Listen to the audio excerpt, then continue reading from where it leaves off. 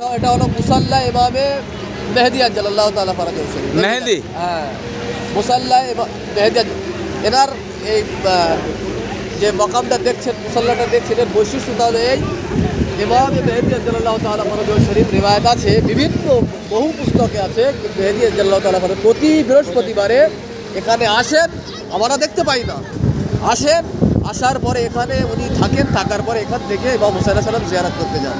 ওনার নামে একটা জিয়ারত আছে যাকে জিয়ারতে নাহিয়া বলা হয়। আমরা তো ইমাম হুসাইন আলাইহিস সালাম দুঃখ শুনে, কষ্ট শুনে, তার বেদনাকে শুনে কাঁদি, ক্রন্দন করি। ইমামে মেহেদি আজ্জালাল্লাহু তাআলা ফারাজাহু শরীফ যে জিয়ারতে নাহিয়া, ওতে বলছেন যে আমার দাদা ইমাম হুসাইন, আপনার উপরে ক্রন্দন করতে করতে, কাঁদতে কাঁদতে যদি আমার চোখের অশ্রু শুকিয়ে যায়, তাহলে আমি আপনার উপরে নিজের চোখ থেকে রক্তপাত করে রক্ত ঝরিয়ে আপনার উপর কাঁদবো। তাহলে আমার হচ্ছে বেশি তিনি শোকার্ত, তিনি বেশি দুঃখিত। ঠিক আছে? আর সেইটা দাদা? আরে দাঁড়ান, চলুন যাবো, ওটা বসছি।